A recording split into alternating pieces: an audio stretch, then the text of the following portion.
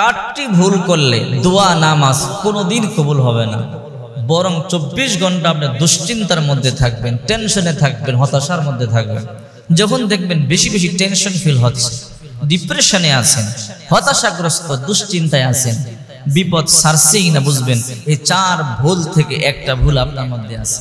যতক্ষণ পর্যন্ত এই 4টা ভুল আপনি করবেন, 1 নম্বরে আল্লাহর রহমত থেকে আপনি বঞ্চিত হবেন, আপনার নামাজ, আপনার দোয়া কবুল হবে না, আপনার উপরে আল্লাহ তাআলা সব সময় নারাজ থাকবে, বরং রহমতের পরিবর্তে আপনার উপরে গজব নাজিল হবে।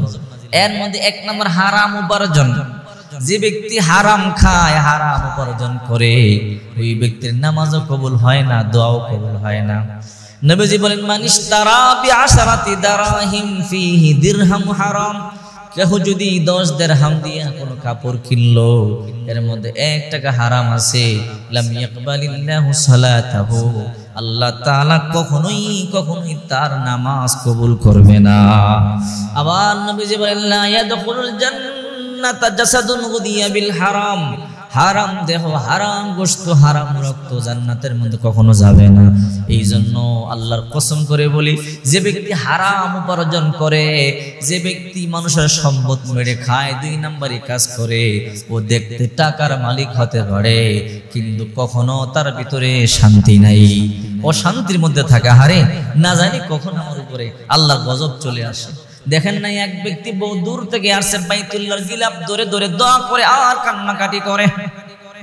নবীজি বলেন, সাহাবীরা, এই ব্যক্তির ব্যাপারে তোমাদের কি অভিমত? সাহাবায়ে কেরাম বলেন, নবীজি, মনে হয় লোকটা বহু দূর থেকে এসেছে, লোকটা ক্লান্ত পরিশ্রান্ত, আল্লাহর দরবারে কেমনে কাকুতি মিনতি করে কান্নাকাটি করতেছে। নবীজি বলে, হ্যাঁ সাহাবীরা শোনো, তার দোয়া কবুল হবে না, তার কান্না কবুল হবে না, ইবাদত কবুল হবে না। বলে, কেন ইয়া রাসূলুল্লাহ? সে যদিও কষ্ট করে দূর থেকে এসেছে, যদিও আল্লাহর কাবার গিলাফ ধরে ধরে কাঁদে, কিন্তু তার খাদ্য হারাম, বস্ত্র হারাম, তার উপার্জন হারাম, এই জন্যে তার একটা ইবাদত আল্লাহর দরবারে কবুল হবে না। 2 নম্বর হলো, রাসূল করিম সাল্লাল্লাহু আলাইহি ওয়াসাল্লাম বলেন, কোন ব্যক্তি যদি সুদের কারবার করে, কোন ব্যক্তি যদি ঘুষের কারবার করে, আল্লাহ পাক রব্বুল আলামিন তার দোয়া কবুল করবে না, নামাজ কবুল করবে না, 24 ঘন্টা তার উপরে গজব নাজিল হবে। ইয়া আইয়ুহাল্লাযীনা আমানুত্তাকুল্লাহা ওয়া যারু মা বাকিয়া মিনার রিবা ইন কুনতুম মুমিনিন।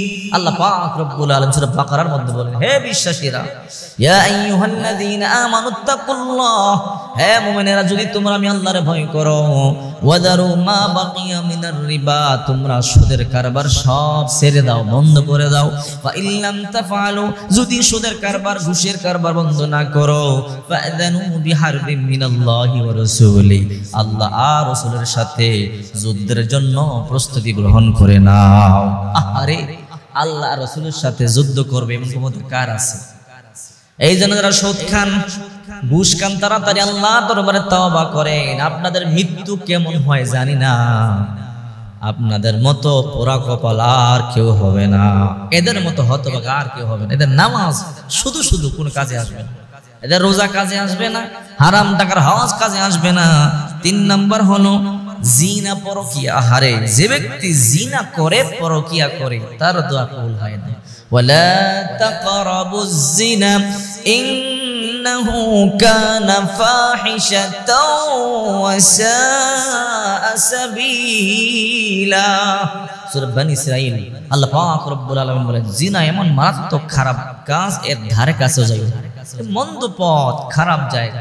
যে ব্যক্তি জিনা করে, পরকিয়া করে, আল্লাহর লানত, ওর নামাজ বাদ, ওর রোজা বাদ, ওর হজ, ওর যাকাত সব বাদ। এই জন্য তওবা করতে হবে। 4 নাম্বার কবিরা গুনাহ। অনেক কবিরা গুনাহ আছে, গীবত, পরনিন্দা, চুগলখড়ি, এগুলো করা যাবে না। নবীজি বলেন, যে ব্যক্তি গীবত করে, সে ব্যক্তি আপন মরা ভাইয়ের গোশত খাওয়ার সমান। আপনি গীবত করবেন মজার মজা, মৃত ভাইয়ের গোশত খাবেন কামড়ায়া, আর আপনি নামাজ পড়বেন, কবুল হবে এমন না, গুনাহ আগে জানতে হবে। এই 4 গুনাহ যে ব্যক্তি করে, এই 4টি ভুল যে ব্যক্তি করে, তার নামাজ কবুল হবে না, ইবাদত কবুল হবে না, দোয়া কবুল হবে না, 24 ঘন্টা ওর উপর লানত। এই জন্য হারাম বন্ধ করতে হবে, সুদ বন্ধ করতে হবে, ঘুষ বন্ধ করতে হবে, জিনা বন্ধ করতে হবে, এই জন্য গীবত বন্ধ করতে হবে, কবিরা গুনাহ বন্ধ করতে হবে। এরপরে দোয়া করলে আল্লাহ ওই দোয়া কবুল করবে এবং মঞ্জুরও করবে।